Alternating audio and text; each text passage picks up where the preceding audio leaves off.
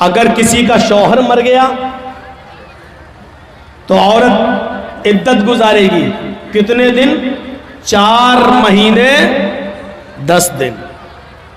اگر کسی عورت کا شوہر مغرب سے پہلے انتقال کیا ہے، مغرب کی اذان سے پہلے انتقال کیا تو وہ دن عدت میں شامل کیا جائے گا، 1 دن مانا جائے گا۔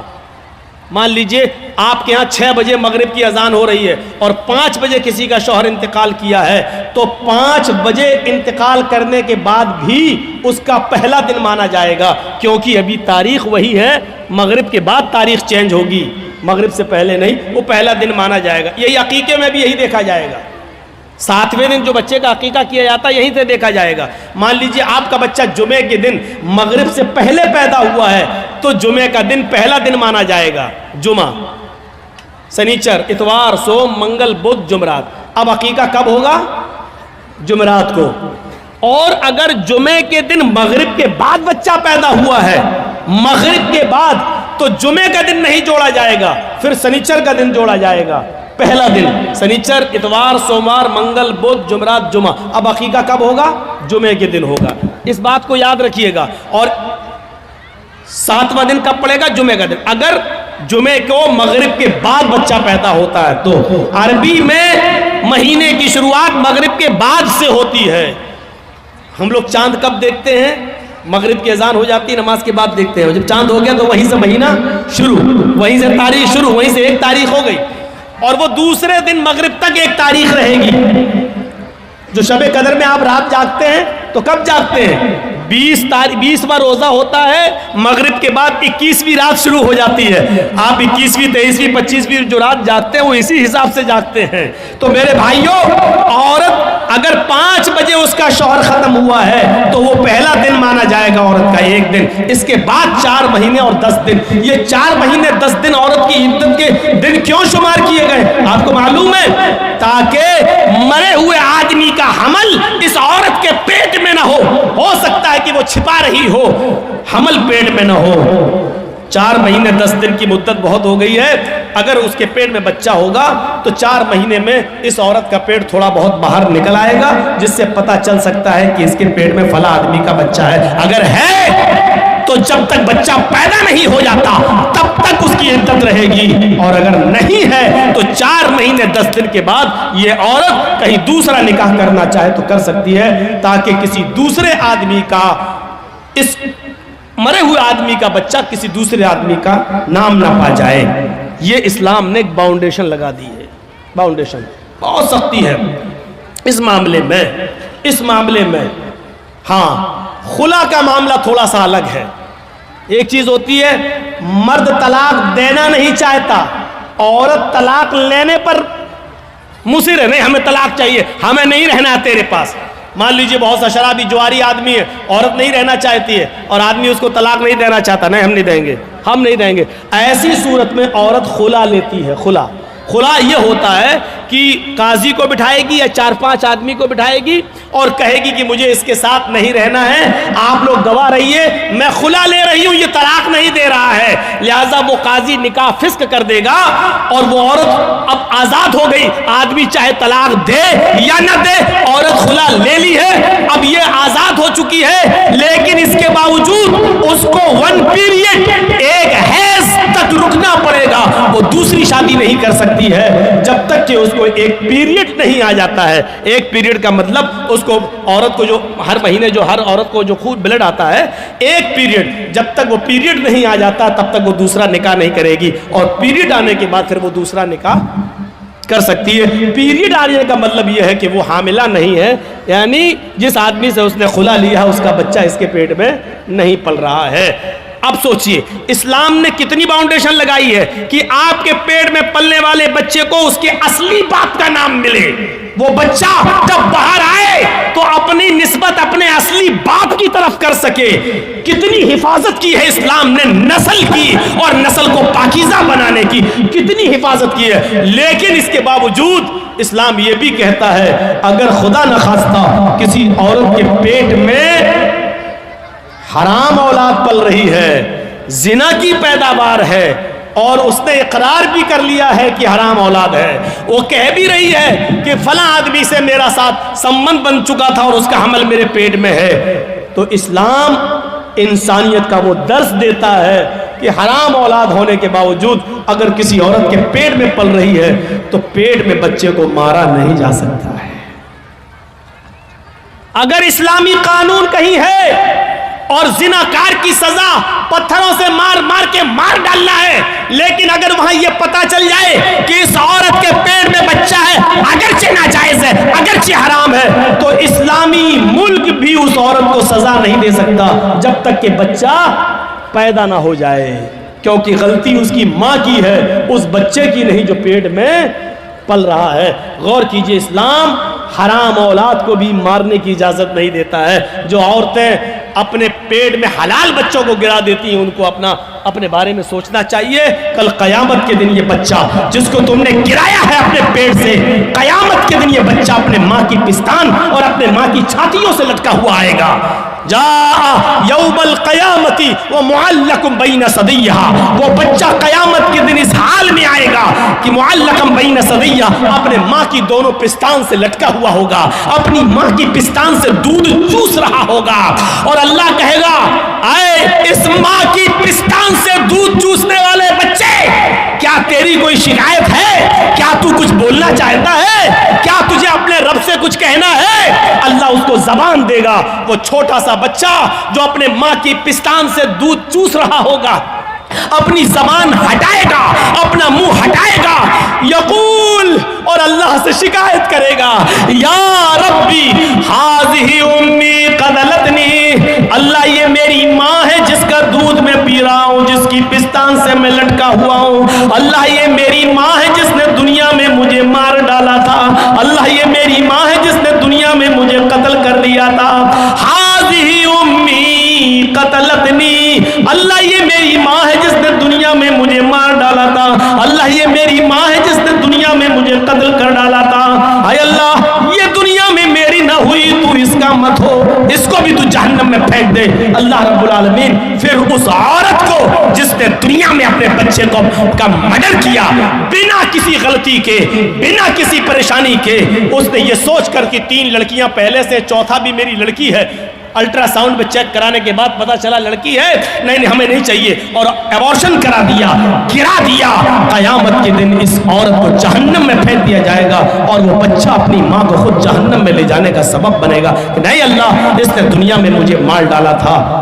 اسلام تو حرام اور ناجائز اولاد بھی گرانے کی اجازت نہیں دیتا ہے۔ یہ انسانیت کا احترام ہے، انسانیت کا احترام ہے۔ اسلام میں بہت جہاں تھوڑا بہت مسئلہ ہارڈ لگتا ہے وہیں آسانی بھی پیدا ہوتی ہے۔ مان لیجئے رمضان کا مہینہ اور 20 روزے گزر چکے ہیں، آج کوئی ہندو ہے یا کوئی عیسائی مسلمان ہو رہا ہے اور وہ 20ویں روزے کو مسلمان ہوا، تو اب وہ روزہ کب سے رکھے گا؟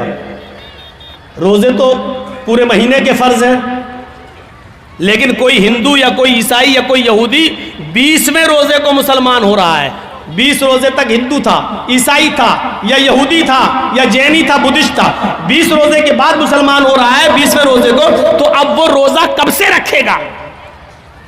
آج مسلمان ہوا ہے تو اب جب مسلمان ہوا تبھی سے تو رکھے گا۔ اب سوال یہ پیدا ہوتا ہے کہ وہ 20 روزے جو اس کے چھوٹے ہیں وہ پورے کرے گا یا نہیں کرے گا؟ تو صاف مسئلہ ہے کہ نہیں کرے گا۔ کیوں نہیں کرے گا؟ کیونکہ جب وہ اسلام لایا ہے تب تک وہ کافر تھا، اس پر روزہ فرض تھا ہی نہیں۔ آج وہ اسلام لایا تو اب جتنے روزے ہیں اتنے وہ رکھے گا، بقیہ روزے وہ نہیں رکھے گا۔ اس لیے نہیں رکھے گا کیونکہ اس وقت اس کے اوپر روزے فرض تھے ہی نہیں۔ کتنے روزے رکھے گا؟ جتنے باقی ہیں۔ ایک چیز اور سن لیجئے، 20ویں روزے کو اسلام لایا، لیکن اسلام لا رہا 5 بجے شام میں اور روزہ کھلتا ہے 6 بجے۔ اب 5 بجے وہ اسلام لا رہا ہے تو اسلام جیسی وہ 5 بجے لایا تو اب کیا کرے گا؟ آج کا روزہ کیا کرے گا؟ تو 5 بجے اسلام لاتا ہے تو 5 بجے ہی سے اس کا روزہ شروع ہو گیا ہے، کیونکہ 5 بجے سے پہلے اس کے اوپر روزہ فرض تھا ہی نہیں، کیونکہ وہ کافر تھا۔ جیسے اسلام لایا ویسے اس پر روزہ فرض ہو گیا، ویسے ہی اس کے اوپر روزہ فرض ہو گیا. اب 5 بجے ہی وہ نیت کر لے گا کہ میں روزے سے ہوں.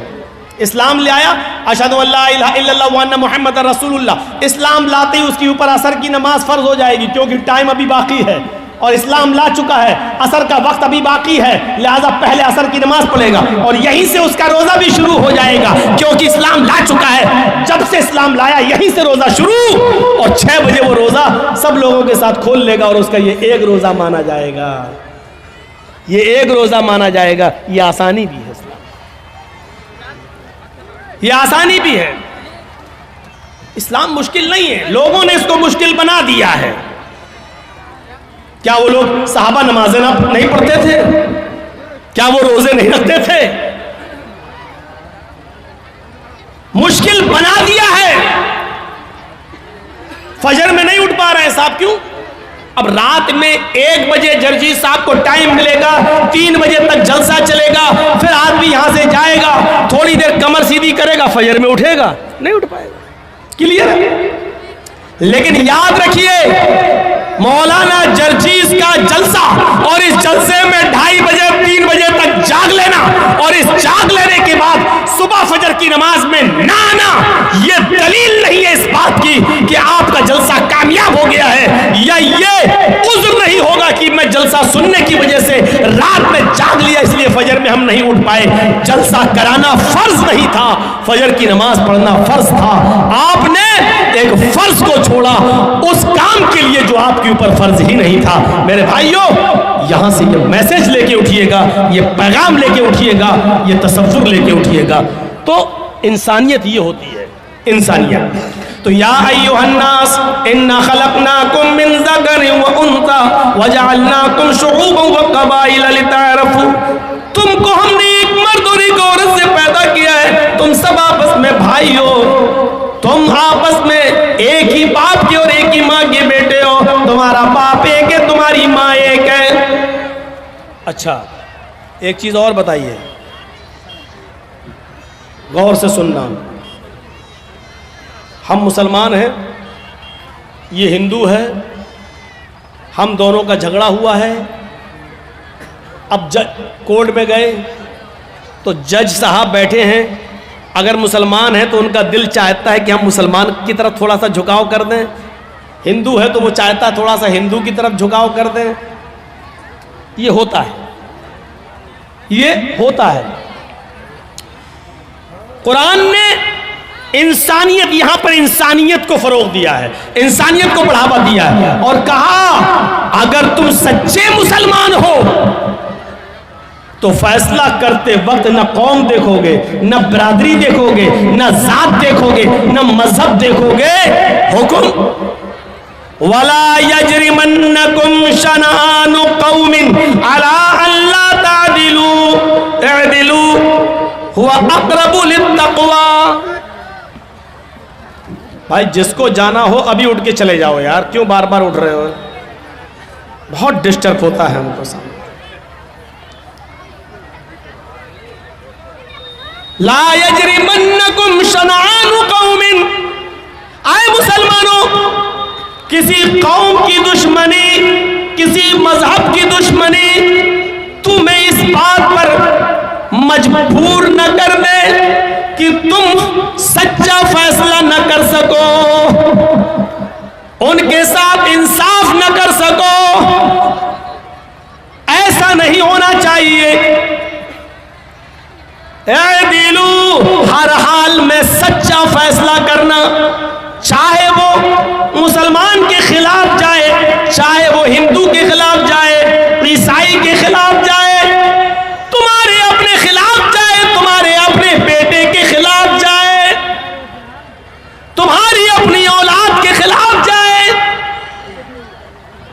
اسلام نے اتنی باؤنڈیشن لگا دی ہے کہ کوئی بھی شخص جب کسی عورت سے شادی کرے تو کسی بھی قیمت پر کسی دوسرے کے بچے کو یہ اپنا نام نہ دے دے. اس پر اتنی باؤنڈیشن لگا دی ہے کہ آپ غور کیجئے.